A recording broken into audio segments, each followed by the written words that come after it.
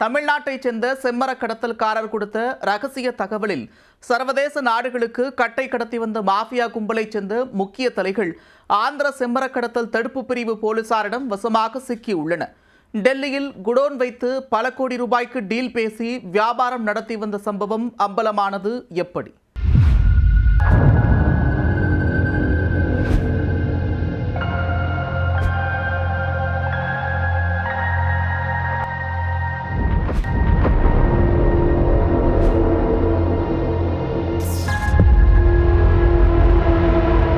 தமிழ்நாட்டைச் சேர்ந்த செம்மர கடத்தல்காரர் அளித்த தகவலில் டெல்லியில் உள்ள கிடங்கு ஒன்றிலிருந்து 8 கோடி ரூபாய் மதிப்பிலான 10 டன் எடையுள்ள செம்மரக்கட்டைகள் பறிமுதல் செய்யப்பட்டுள்ளன.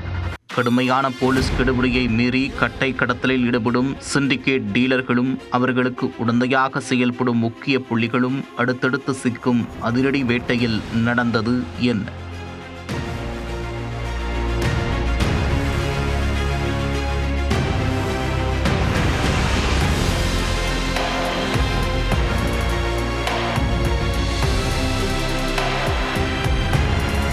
ஆந்திர மாநிலம் கடப்பா மாவட்டம் காஜுபேட்டை பகுதியில் செம்மரக்கட்டை கடத்தலில் ஈடுபட்ட கும்பலை அம்மாநில செம்மர கடத்தல் தடுப்பு பிரிவு போலீசார் பொறிவைத்து பிடித்தனர். பிடிபட்டவர்கள் சாதாரண கட்டை கடத்தல்காரர்கள் இல்லை என்பதை உணர்ந்த போலீசார் அவர்களை ரகசிய இடத்தில் வைத்து புளிந்தெடுத்தனர்.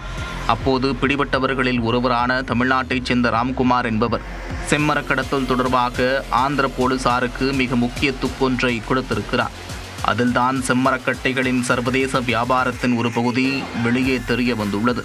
ஆந்திராவிலிருந்து செம்மரக்கட்டைகளை கடத்தி டெல்லியில் பதுக்கி வைத்து அங்கிருந்து உலகின் பல்வேறு நாடுகளுக்கு ஏலம் விட்டு வியாபாரம் செய்து வந்துள்ளன.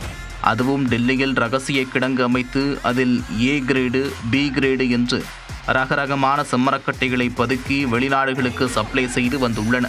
சாம்பிள் கட்டைகளை வெளிநாடுகளுக்கு எடுத்து சென்று அங்கு வைத்து டீல் பேசுபவர்கள் பணம் கைமாறியதும் முழு கட்டைகளையும் கண்டெய்னர் கப்பல் மூலம் கடத்தியுள்ளனர்.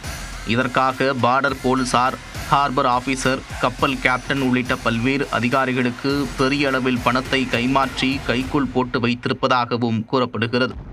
இந்த திடுக்கிடும் தகவல் ஒரு தமிழ்நாட்டு கட்டை கடத்தல்காரர் மூலம் ஆந்திர போலீசாருக்கு தெரியவர உடனடியாக சிறப்பு போலீஸ் படை டெல்லிக்கு விரைந்தனர்.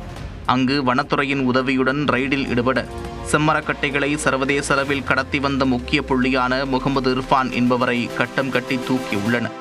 டெல்லியில் உள்ள தும்லகாபாத் பகுதியில் கதவு எண் 366 ரகசிய கிடங்கு அமைத்து அங்கு செம்மரக்கட்டைகளை பதுக்கி சீனா, ஜப்பான், தாய்லாந்து உள்ளிட்ட நாடுகளுக்கு கடத்தி வந்தது உறுதி செய்யப்பட்டது. அதற்கு லீடராக செயல்பட்ட அமித் சம்பர்வார் என்பவரையும் போலீசார் தூக்கினர். அவரின் கண்ட்ரோலில் பதுக்கி வைக்கப்பட்டிருந்த சுமார் 10 டன் எடையுள்ள 356 செம்மரக்கட்டைகளையும் போலீசார் பறிமுதல் செய்தனர். இதுவரை நடத்தப்பட்ட ரைடில் முக்கிய கடத்தல் மன்னன்கள் குறித்தும் அவர்கள் யார் யாருக்கு கட்டைகளை சப்ளை செய்தார்கள் என்பது குறித்தும் கண்டுபிடிக்கப்பட்டுள்ளது.